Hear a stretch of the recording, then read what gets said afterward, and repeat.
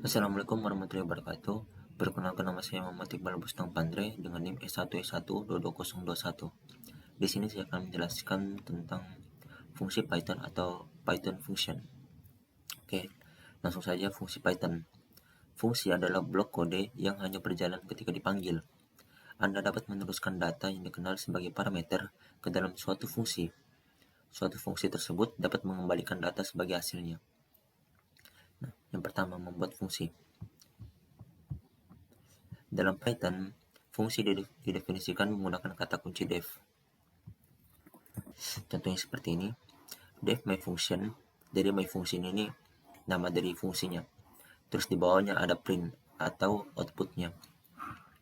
Outputnya itu adalah hello from a function. Yang kedua, memanggil fungsi. Untuk memanggil suatu fungsi, gunakan nama fungsi diikuti dengan tanda kurung. Yang dimaksud adalah ini, yang bercetak warna hitam. Oke, kita langsung saja. Misalkan kita buat ada fungsi yang namanya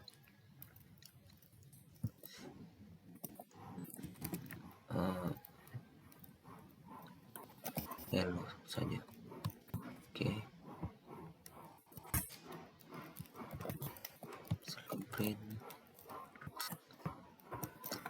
hello juga.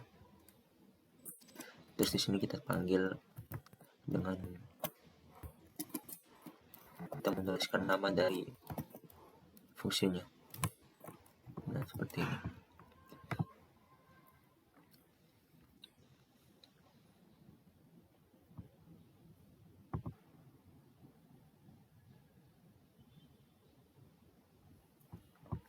Nah, akan muncul outputnya. Outputnya itu ya hanya hello saja dengan memanggil fungsi nama dari fungsinya, yaitu hello. Seperti itu.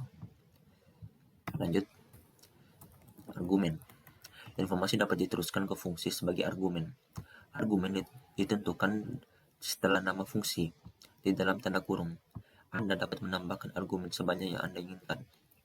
Cukup dipisahkan dengan koma. Jadi argumen itu tidak terbatas. Contoh berikut memiliki fungsi dengan satu argumen. Satu fungsi dipanggil, kita meneruskan nama depan yang digunakan. Nah, contohnya seperti ini. Namun saya akan membuat contoh yang lain. Nah, di sini kan contohnya nama. Coba kita buat yang lain. Misalkan buah.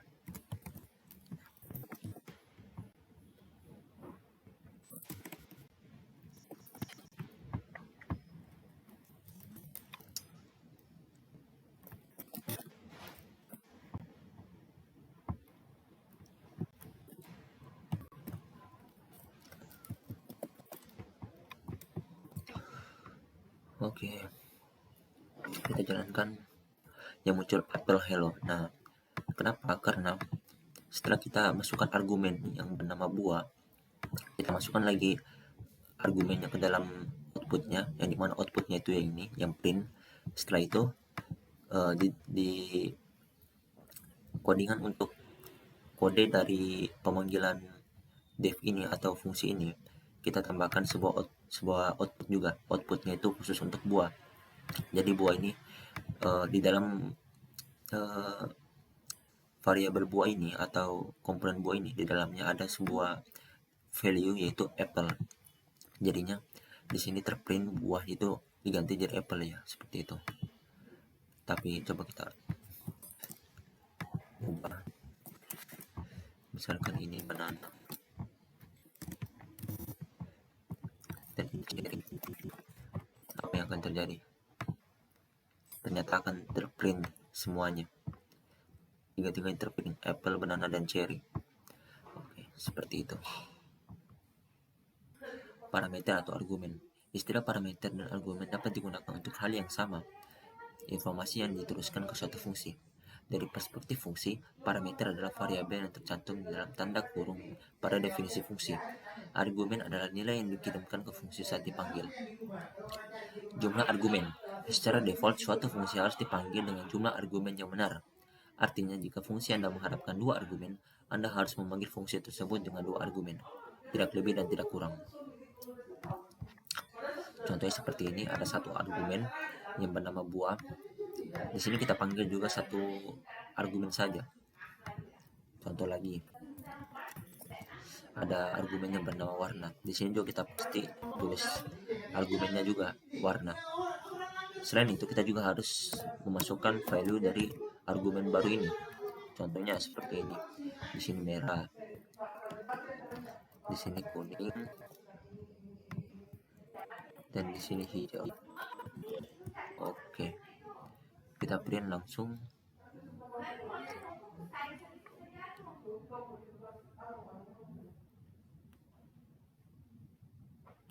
Akan muncul output seperti ini: apel merah yellow, banana kuning yellow, dan cherry hijau yellow. Nah, seperti yang saya katakan tadi, merah, kuning, dan hijau itu merupakan value dari argumen yang bernama warna, sedangkan apel, banana, dan juga cherry adalah value yang berasal dari argumen buah. Oke. Jika Anda mencoba memanggil fungsi dengan 1 atau 3 argumen, Anda akan mendapatkan pesan kesalahan.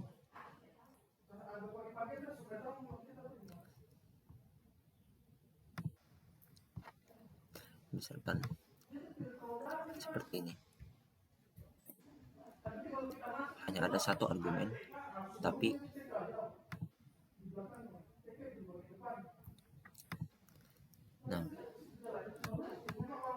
terjadi error. Kenapa? Karena hanya ada satu argumen di sini, tapi di sini diminta 2 argumen. Jadinya error, walaupun di sini tidak tertulis adanya error atau suatu error itu di sini kuningannya, tapi kenyataannya itu pas kita running terjadi sebuah kesalahan. Kesalahannya itu ya karena ini tidak kesesuaian argumennya dengan yang dipanggil. Yang dipanggil itu ada 2, buah dan warna, tapi sedangkan ini yang fungsinya itu hanya ada tersedia buah saja, argumen buah saja yang tersedia, warnanya tidak ada, makanya error. Kalau kebalikannya malah, misalkan kebalikannya, misalkan di sini buah dan di sini warna, kita Ctrl S. Nah, di sini dapat terlihat kalau ada sebuah output yang tercetak, yaitu apple hello, banana hello, dan juga cherry hello. Kenapa? Karena di sini dari 2 buah argumen yang dipanggil itu cuma 1, jadinya ya tidak apa-apa karena yang dipanggil cuma 1 saja. Jadinya apel, banana, dan juga cherry ini teroperasi, sedangkan merah, kuning, hijau itu tidak, karena di printnya ini tidak ada argumen warna. Nah, seperti itu. Oke, kita lanjut saja. Argumen sewenang-wenang. Jika Anda tidak tahu berapa banyak argumen yang diteruskan ke fungsi Anda, tambahkan tanda bintang sebelum nama parameter dalam definisi fungsi. Dengan cara ini, fungsi akan menerima sejumlah argumen dan dapat mengakses item yang sesuai. Contohnya seperti ini, bisa dilihat di sini. Oke.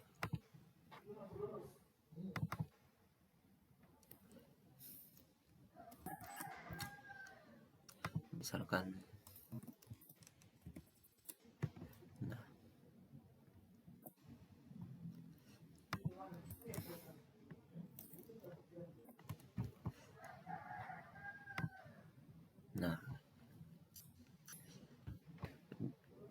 di outputnya ini akan muncul output seperti ini: apple merah, banana kuning, cherry hijau.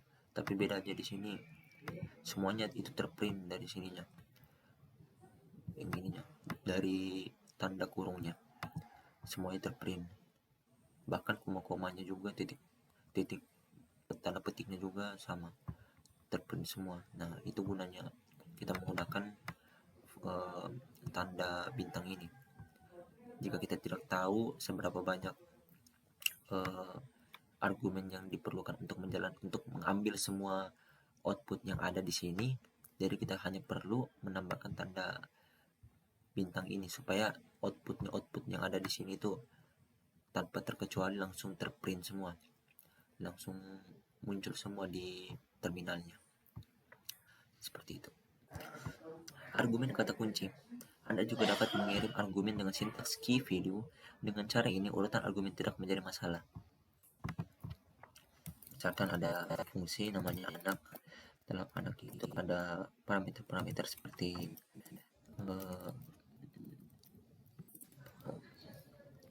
anak 1, anak 2, anak 3. Terus di sini ada print, misalkan langsung saja anak 1. Setelah itu kita memanggil fungsinya dengan menuliskan nama fungsi, terus diakhiri dengan tanda kurung. Terus di sini kita masukkan anak 1 sama dengan misalkan bal, anak 2 sama dengan Irfan, terus anak 3 sama dengan Jumain. Kita Ctrl S, kita save, terus kita running atau kita jalankan. Oke, di sini muncul output Iqbal. Kenapa? Karena di sini printnya itu anak 1, yang dimana anak 1 itu sudah diisikan value yaitu Iqbal. Coba kita masukkan key yang lain, 2 misalkan. Kita langsung running, muncul Irfan, karena Irfan merupakan value dari anak 2. Kalau kita masukkan ke 3, sudah pasti muncul Jumain. Nah, Jumain. Seperti itu. Maksud dari sintaks key sama dengan value. Jadi key itu adalah anak 1 dan Iqbal, Irfan, dan Jumain itu merupakan value-nya. Jadi anak 1, anak 2, anak 3 itu key-nya. Jadi itu maksud dari sintaks key sama dengan value. Nah, yang ini. Oke, kita masuk ke argumen kata kunci sewenang-wenang. Jika Anda tidak tahu berapa banyak argumen kata kunci yang dimasukkan ke dalam fungsi Anda, tambahkan 2 tanda bintang sebelum nama parameter dalam definisi fungsi. Dengan cara ini, fungsi akan menerima kamus argumen dan dapat mengakses item yang sesuai. Oke. Misalkan di sini bintang-bintang anak. Terus ada anak, di sini juga anak. Anak 1.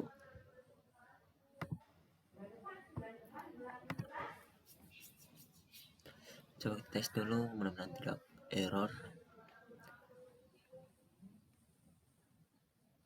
Oke, tidak error. Nah, muncul Iqbal.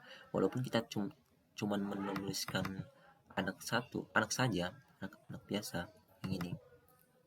Tapi dengan menggunakan tanda bintang 2 dan juga di sini kita tuliskan anak juga, maka kita bisa mengakses key yang ada tadi, kunci-kunci yang tadi seperti anak 1, anak 2, dan anak 3 dengan memasukkan namanya sesuai dengan di sini. Ya, seperti itu. Contohnya lagi, misalkan anak 2 muncul Irfan, terus anak 3 muncul Jumain. Nah, seperti itu. Oke. Nilai parameter bawaan. Nah, contoh berikut menunjukkan cara menunjukkan nilai parameter default. Jika kita memanggil fungsi tanpa argumen, maka fungsi tersebut akan menggunakan nilai default. Oke, kita rapikan dulu. Misalkan gini lah ya. Oke. Kita buat saja fungsi baru. Ya. Anak sama dengan sahabat Iqbal. Terus di sini ada print anak dan sintaks untuk memanggilnya anak Irfan, anak, nah, tanda kosong. Nah, untuk anak yang di dalamnya ada value Irfan sudah pasti, karena seperti yang kita pelajari bersama tadi yang di awal, langsung saja masuk nih, ini value-nya Irfan masuk langsung di sini. Tapi untuk yang tanda kosong ini seperti yang dijelaskan tadi, itu namanya nilai default. Jadi untuk memanggil nilai default, kita harus mendefinisikan dulu parameter yang ada di awal ini. Yang anak, kita masukkan anak ini sebuah value, dan value-nya itu Iqbal, yang dimana jika saat pemanggilan fungsi nanti dan di dalam fungsi tersebut tidak terdapat sebuah value seperti Irfan ini, maka yang akan terpanggil itu value default. Nah, value defaultnya itu Iqbal gitu. Oke, melewati daftar sebagai argumen. Anda dapat mengirim tipe data argumen apapun ke suatu fungsi, string, angka, daftar, kamus, dan lain-lain, dan itu akan diperlakukan sebagai tipe data yang sama di dalam fungsi. Misalnya, jika Anda mengirim daftar sebagai argumen, itu akan tetap menjadi daftar ketika mencapai fungsi. Oke, mungkin kita buat saja, misalkan def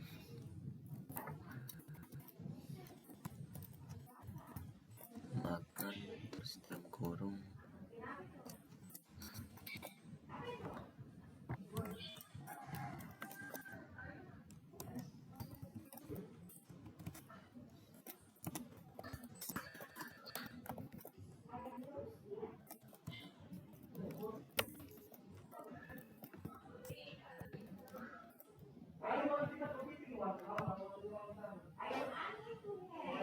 terus kita buatkan listnya itu berarti di luar dari fungsinya, fruits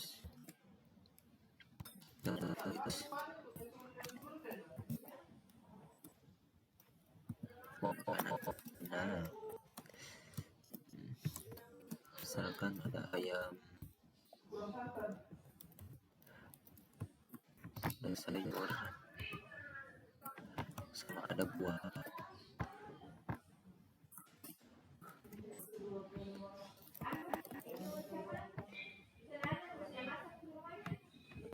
Oke, terus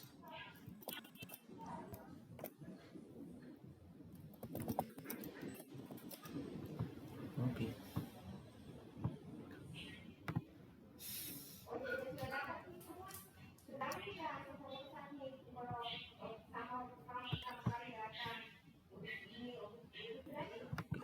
Seperti yang dilihat ini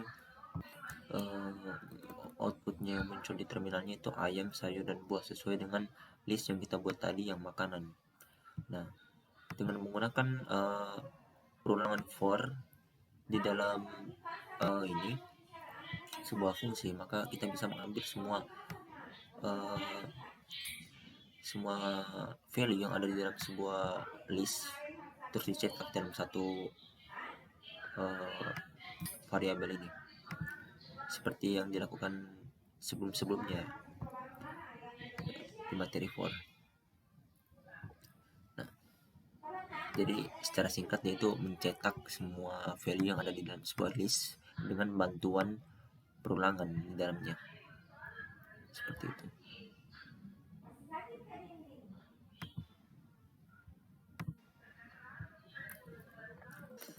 Terus ada nilai pengembalian. Untuk membiarkan suatu fungsi mengembalikan nilai, gunakan tertuan penyataan. Contoh lagi, misalkan def kali dalam kurung muncul 5 dikali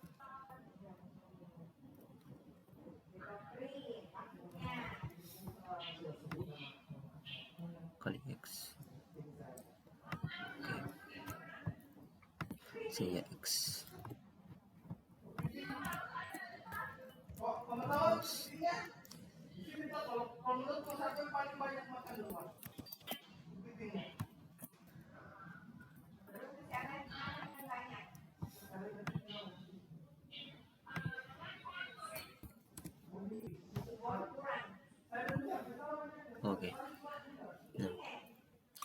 Untuk return ini sebenarnya fungsinya itu untuk membiarkan suatu fungsi mengembalikan nilai. Jadi walaupun kita tidak memprint seperti ini, walaupun kita tidak memprint, sebenarnya ini sudah true, maksudnya sudah berjalan dengan sesuai, tapi hanya tidak ditampilkan saja hasil dari 5 dikali 5. Nah, tapi ini sebenarnya sudah dimasukkan, maksudnya nilai dari 5 kali 5 itu sudah dimasukkan ke dalam sebuah sistem di dalam ini. Jadi tinggal kita mereka ini tinggal cuman menunggu saja perintah untuk menampilkannya.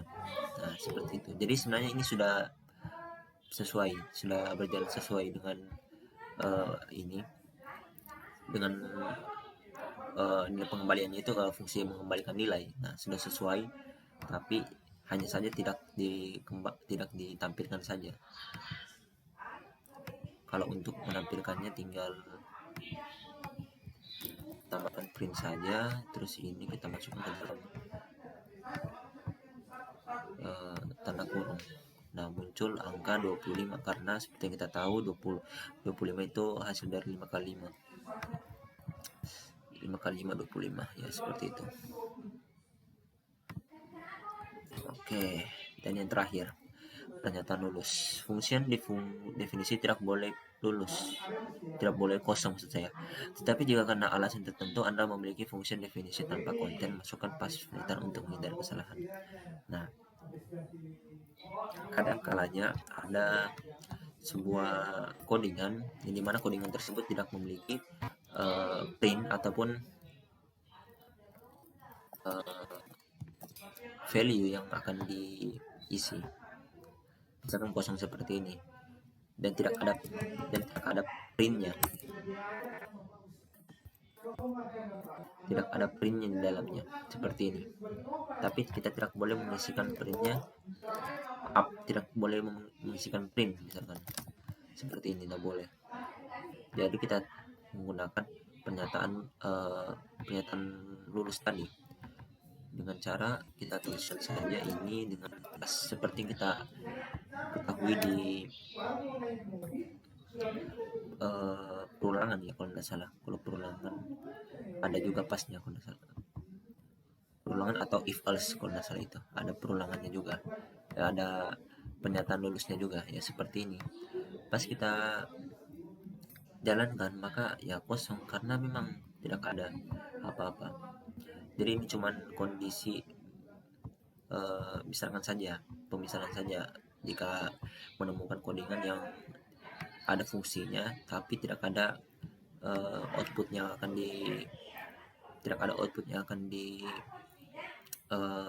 cetak di terminalnya. Tapi dengan catatan devnya itu harus ada, berarti ya gunakan pas saja. Seakan-akan ini devnya itu tidak ada dengan menggunakan pas. Ya, seperti itu saja. Ya, mungkin itu saja dari saya. Jika ada kesalahan dalam perkataan mohon dimaafkan. Wabillahi taufiq wal hidayah. Wassalamualaikum warahmatullahi wabarakatuh.